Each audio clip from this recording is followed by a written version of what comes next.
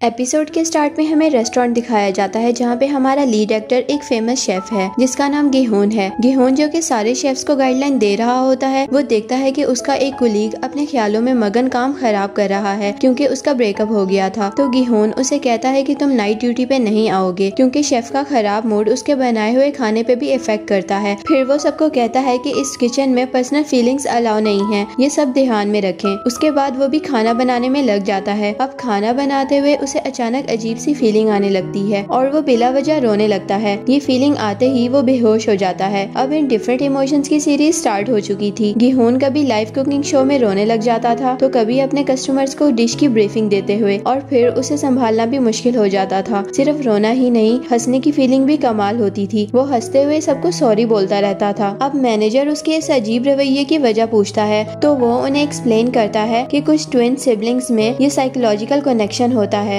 जिसमें एक सिबलिंग जो भी इमोशंस डेवलप करता है, जैसे रोना, हंसना, डरना, परेशान होना या बेसुकूनी, तो ये सारे इमोशंस दूसरे ट्विन सिबलिंग को भी फील होते हैं। यहाँ मैं आपको बताती चलूँ कि गिहोन की भी एक ट्विन बहन थी और इन दोनों में यही कनेक्शन था कि उसकी बहन जैसा फील करती थी वो गिहोन को भी फील होता था। लेकिन जब वो 10 साल का था तब उसकी बहन गायब हो गई थी और उसके बाद उसे अपनी बहन की फीलिंग्स का एहसास होना बंद हो गया था। अब 18 साल के बाद उसे दोबारा से ये फीलिंग्स आने लग गई थी। वो इस बात को लेके कंफ्यूज था कि क्या उसकी बहन अभी जिंदा है जो मुझे ये फीलिंग्स आ रही हैं, लेकिन अगर वो जिंदा नहीं है तो ये किसकी फीलिंग्स मुझे महसूस होती हैं। और यहीं हम हमारी लीड एक्ट्रेस को देखते हैं जिसका नाम दहीयुन होता है और वो भागती हुई गिहोन के सामने आ जाती है। वो दोनों कुछ लम्हों के लिए एक दूसरे को देखते हैं और फिर दहीयुन उसके पास से गुजर जाती है। अब यहाँ गुजरते हुए हमें दिखा दिया जाता है कि ये वही लड़की है जिसका गिहोन के साथ साइकोलॉजिकल लिंक बना हुआ है। उसके बाद दहीयुन फुल स्पीड से भागती हुई अपने अपार्टमेंट आती है। वहाँ उसे पेमेंट्स पे ना करने के नोटिस रिसीव होते हैं। इसी परेशानी में वो जल्दी से अपने अपार्टमेंट की सफाई करती है क्योंकि उसकी मॉम उससे मिलने आने वाली थी। दहीयुन के पास कोई रिलायबल जॉब नहीं थी, इसलिए वो डिफरेंट पार्ट टाइम जॉब्स करती थी और ये बात उसने अपनी मॉम को नहीं बताई थी। जब उसकी मॉम उससे मिलने आती हैं तो वो पूछती हैं कि तुम इस वक्त यहाँ क्या कर रही हो, तुम्हें तो ऑफिस होना चाहिए था। तो वो वर्क फ्रॉम होम का बता के उन्हें सेटिस्फाई करती है। उसकी मॉम कह रही होती है कि ज्यादा ओवर टाइम मत लगाया करो काम पे और अपने आराम का भी ख्याल रखा करो। अब दहीयुन उन्हें क्या बताती कि उसके पास तो कोई अच्छी जॉब भी नहीं है। अब वो यहाँ गहरा सांस लेती है। तो सेम यही फीलिंग्स रेस्टोरेंट में काम करते गिहोन को भी फील होती है। नेक्स्ट डे एक जगह बहुत बड़ा इवेंट हो रहा होता है जहाँ डिफरेंट रेस्टोरेंट्स के शेफ्स अपनी कुकिंग स्किल्स दिखा रहे थे। इसी रेस्टोरेंट में दहीयुन अपनी पार्ट टाइम जॉब कर रही होती है जबकि बिल्डिंग के बाहर गिहोन का फूड शो हो रहा था। अंदर दहीयुन की इंचार्ज उसे कहती है कि लास्ट टाइम तुम इवेंट से गायब हो गई थी। मुझे बहुत बुरा लगता है जब मैं तुम जैसे लोगों को हायर करती हूँ। एक तो तुम हाईली एजुकेटेड हो, दूसरा तुम्हारी उम्र भी ज्यादा है और ऊपर से तुम्हें इस फील्ड में कोई एक्सपीरियंस भी नहीं है। दहीयुन उसे कहती है कि मैं आपकी बहुत शुक्रगुजार हूँ कि आपने मुझे जॉब दी। इंचार्ज बोलती है कि प्लीज मेहनत से काम करना। अब लास्ट टाइम तुम्हें जॉब से इसलिए निकाला गया था क्योंकि तुम हार्ड वर्क नहीं करती हो। ये सुन के दहीयुन बहुत सैड हो जाती है और उसे बिल्कुल भी अच्छा नहीं लग रहा होता। अब यही सेम फीलिंग बाहर फूड शो करते हुए गिहोन को भी फील होती है और वो फौरन शो छोड़ के चला जाता है। बाद में वो खाना लेकर लोगों की नजरों से दूर रहने के लिए ऊपर रूफटॉप पे आ जाता है, लेकिन वहाँ पहले से ही दहीयुन मौजूद थी। वो उसे सॉरी बोल के वहाँ से जाने लगता है तो दहीयुन उसे कहती है कि ये मेरी जगह नहीं है, इसलिए आप यहाँ आके रेस्ट कर सकते हैं। वैसे भी आप मेरी तरह कुछ देर के लिए अकेले रहना चाहते होंगे। तो गिहोन उसके पास आके बैठ जाता है। अब यहाँ जब दहीयुन गहरा सांस लेती है तो गिहोन भी गहरा सांस लेता है और ये सीन काफी दफा होता है। और फिर जब वो खाना खाने लगता है तब दहीयुन उसे मुंह खोले देख रही होती है तो वो उसे भी ऑफर करता है और दहीयुन फौरन उसकी डिश ट्राई कर भी लेती है जो उसे बहुत मजे की लगती है। गिहोन को फीलिंग आती है कि शायद ये वही पर्सन ना हो जिसके साथ मेरा इमोशनली कनेक्शन बना हुआ है। तो वो इसी क्यूरियोसिटी में उससे पूछता है कि तुम अपने बचपन में कहाँ रहती थी, तुम्हारी एज क्या है और क्या तुम मेरे साथ रॉक पेपर सीजर खेलोगी। उसके ऐसे सवाल सुन के दहीयुन शॉक रह जाती है और उसे पागल समझ के वहाँ से भाग जाती है। अंदर आके दहीयुन का एक कुलीग जिसका नाम ली होता है वो उससे पूछता है कि क्या तुम इसे जानती हो, यानी गिहोन को। तो वो उसे नो बोलती है और वो हैरान भी होती है कि ली ने उससे ये सवाल क्यों किया।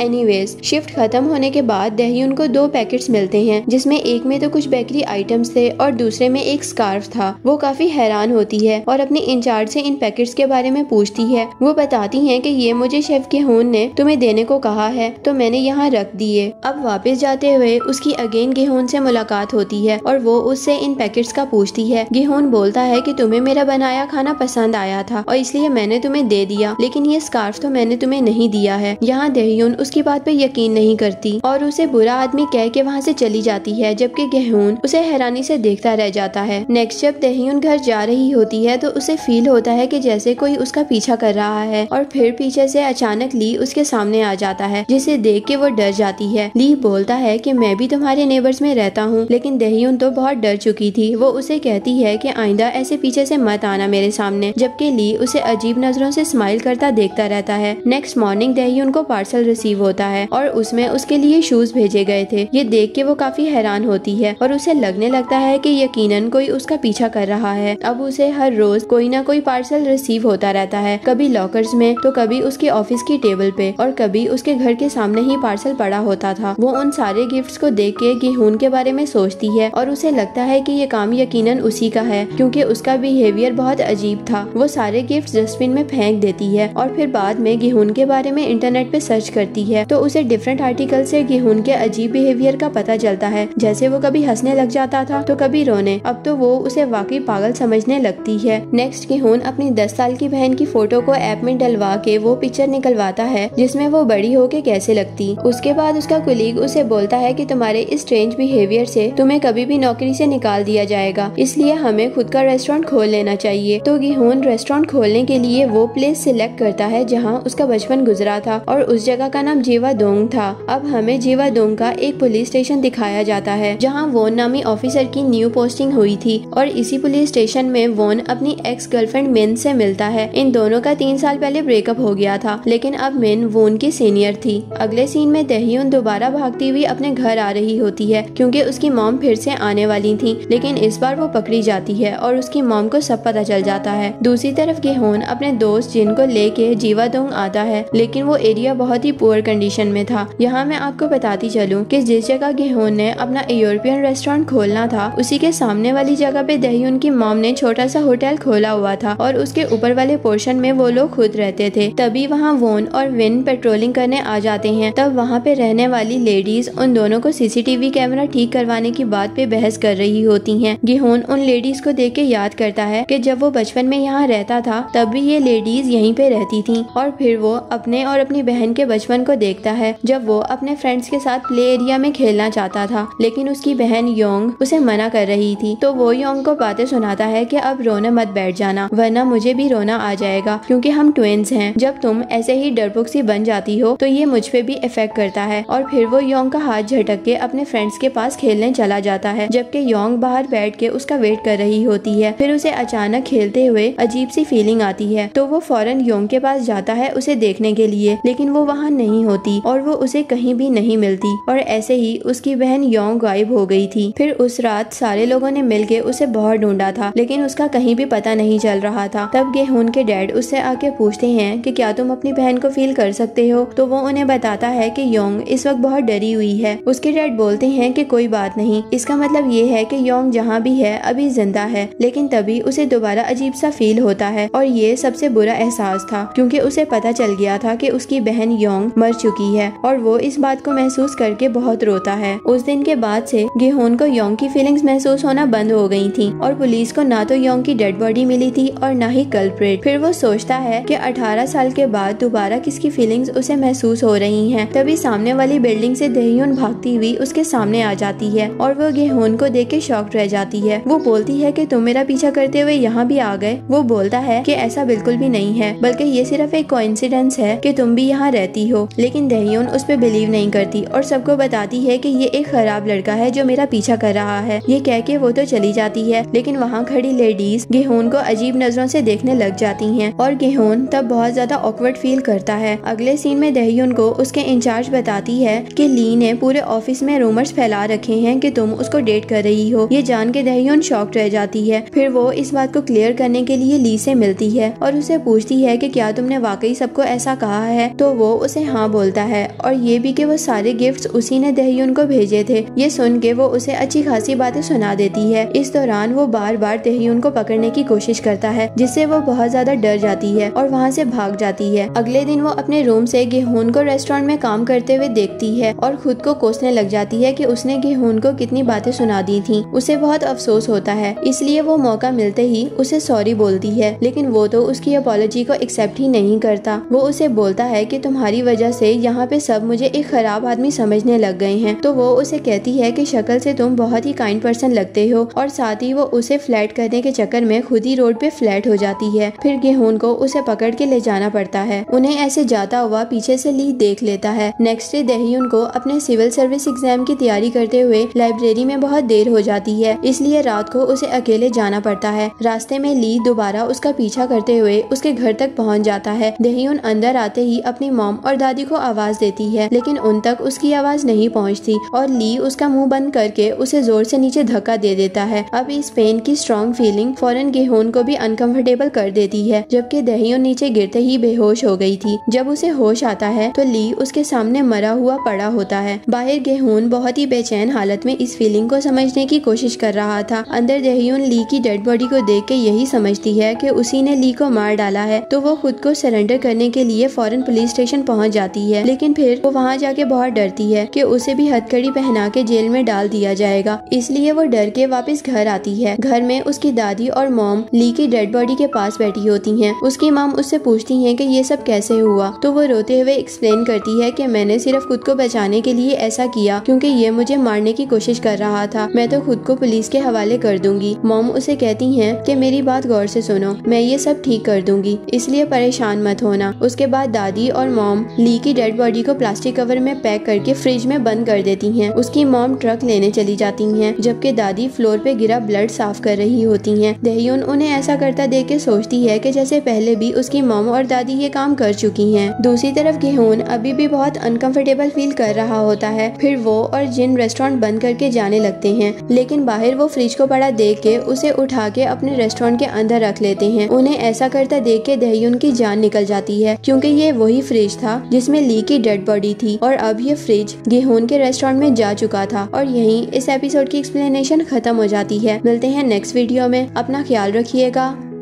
Good bye.